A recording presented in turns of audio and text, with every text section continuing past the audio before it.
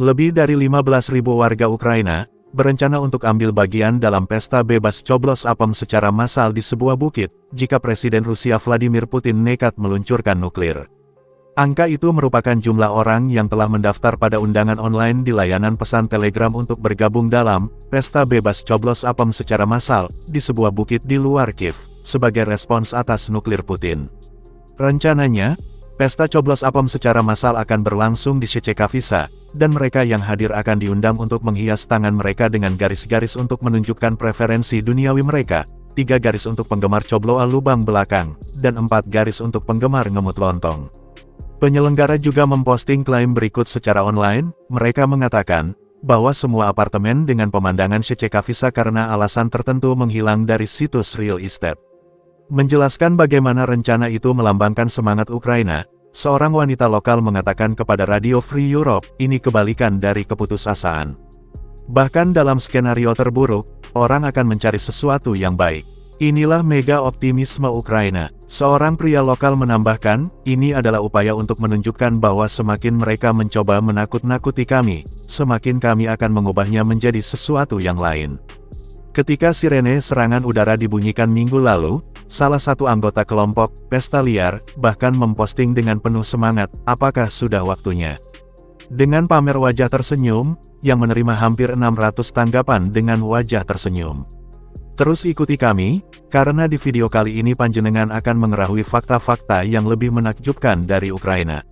Namun, sebelum kita lanjut, kami mohon maaf yang sebesar-besarnya. Jika panjenengan berkenan, kami sangat berharap panjenengan bersedia subscribe channel ini dengan ikhlas setulus hati, agar channel ini semakin berkembang dan selalu menyajikan video-video yang menarik, unik serta menghibur panjenengan. Oke, langsung saja kita mulai.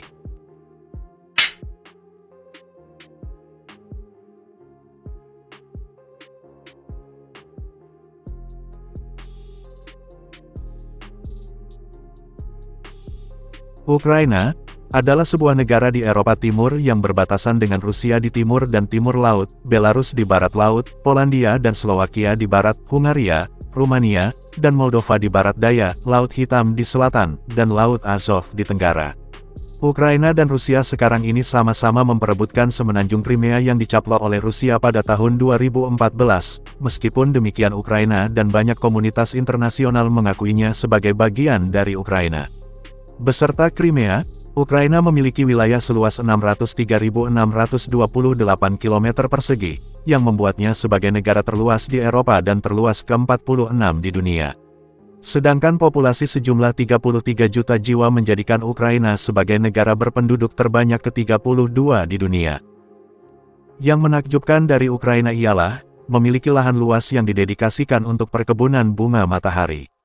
Diperkirakan luas total lahan pertanian bunga matahari Ukraina dapat mencakup seluruh wilayah Slovenia yang seluas 20.271 km persegi.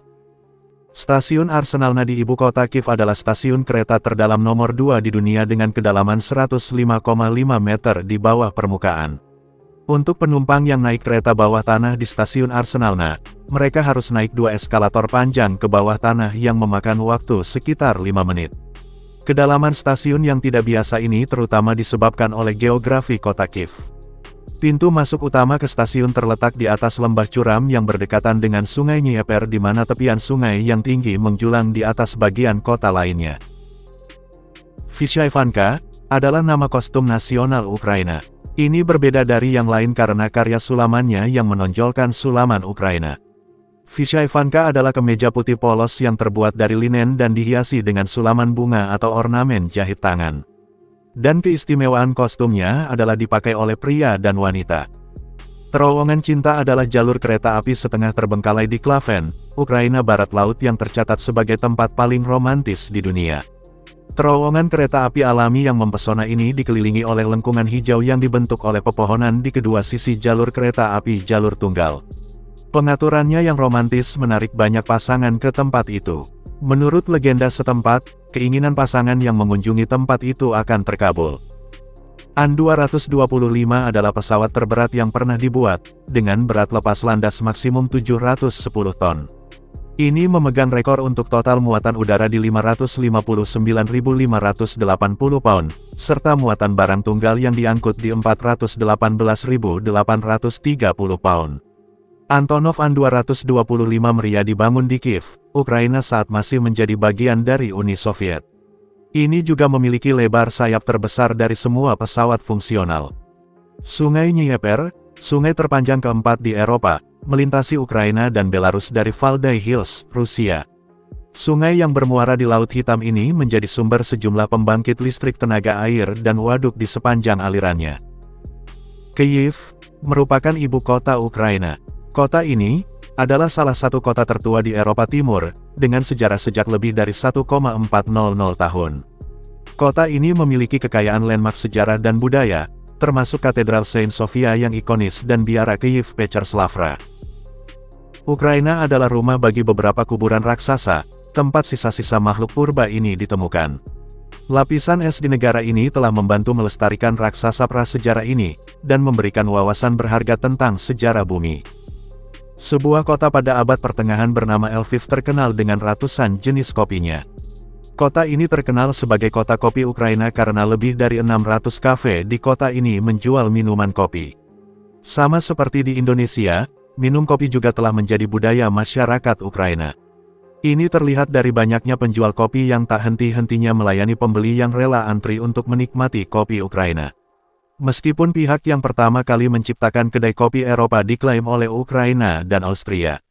Namun ada yang meyakini jika seorang pahlawan perang Ukraina bernama Yuri Kulziki menyeduh secangkir kopi pertamanya di Wina, Austria pada tahun 1680-an. Diketahui bahwa area modern Ukraina sudah dihuni sejak 32.000 sebelum Masehi. Pada zaman pertengahan, wilayah ini adalah pusat terpenting untuk kebudayaan Slavia Timur, dengan Rus Kiev yang kuat membentuk alas jati diri bangsa Ukraina. Lalu, usai pecah pada abad ke-13 wilayah ini diperlombakan, dikuasai, dan dipecah belah oleh beberapa kuasa. Mulai dari Lituania, Polandia, Kesultanan Utsmaniyah, Austria-Hongaria, dan Rusia. Sebuah Republik Kazaki hadir dan makmur pada abad ke-17 dan 18, tetapi wilayah ini terbagi menjadi Polandia dan Imperium Rusia yang sepenuhnya menjadi milik Rusia. Setelah itu, periode kemerdekaan yang singkat terjadi pada abad ke-20. Pertama menjelang akhir Perang Dunia I dan kedua adalah di masa Perang Dunia II.